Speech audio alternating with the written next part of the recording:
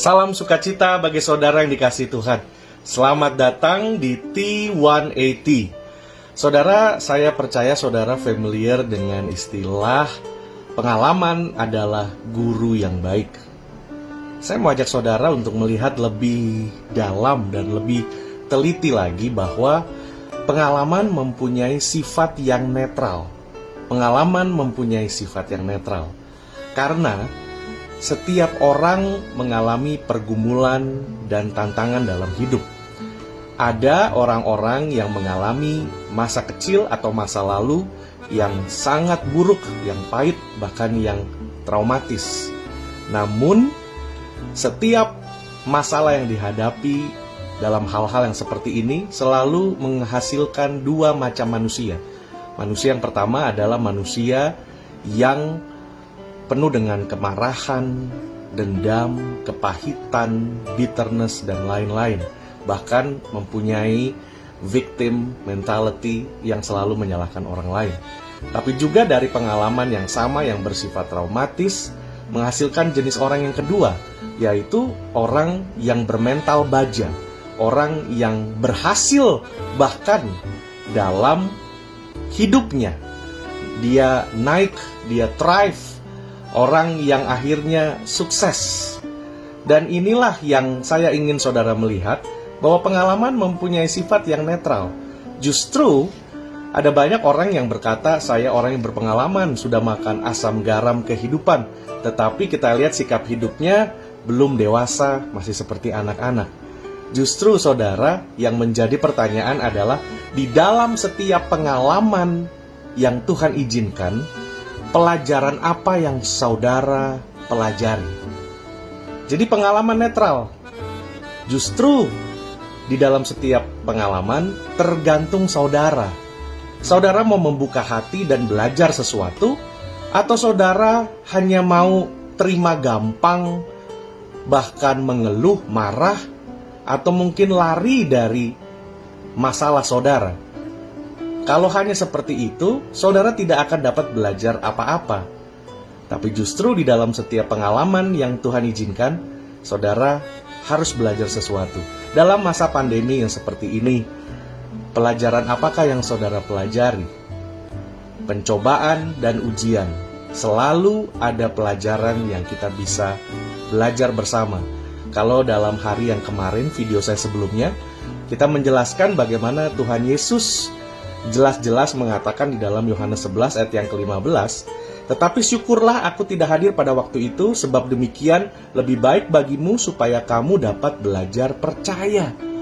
Percaya pun dibutuhkan proses untuk belajar, saudara. Saudara juga familiar dengan istilah trust is earned. Kepercayaan itu harus diupayakan, kepercayaan itu harus diusahakan.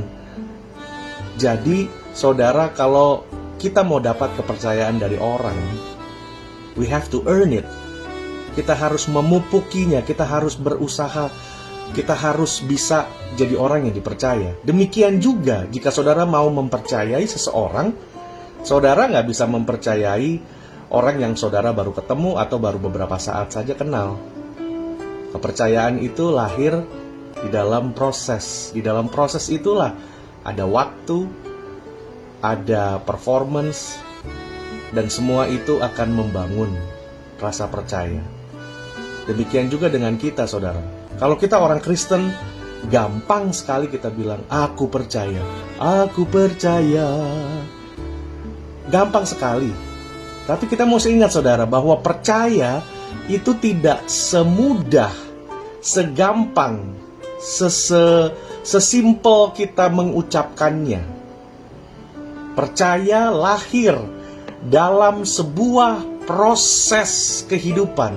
Percaya lahir pada saat kita bertahan di dalam pencobaan. Percaya lahir pada saat kita sedang menjadi orang yang taat di dalam sebuah proses. Bertahan.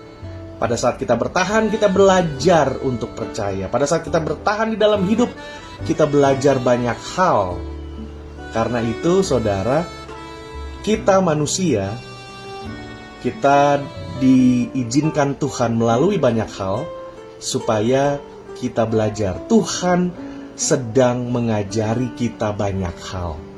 Karena itu dalam masa-masa ini, bukalah hati kita untuk mau dibentuk Tuhan. Mau dibentuk Tuhan. Segala kegagalan, segala situasi dalam hidupmu, semua itu izin daripada Tuhan. Apabila saudara ada dalam pencobaan, mungkin saudara memberikan sebuah keputusan yang salah, sikap yang salah. Tapi kalau saudara bertobat dan belajar percaya kepada Tuhan, maka pencobaan akan berubah menjadi ujian. Ingat, iblis mereka-rekakan yang jahat, tetapi Tuhan membuatnya menjadi kebaikan. Marilah Bapak Ibu Saudara, dengan kita diselamatkan, status itu diwariskan daripada Tuhan. Tetapi karakter kita tidak dapat diwariskan. Karakter kita harus dibangun, dibentuk di dalam proses kehidupan. Biarlah firman Tuhan yang singkat ini menguatkan Bapak Ibu Saudara, memberikan semangat yang baru. Jangan menyerah, jangan bersedih, jangan putus pengharapan. Pandang terus kepada salib Kristus. Haleluya, Tuhan Yesus memberkati.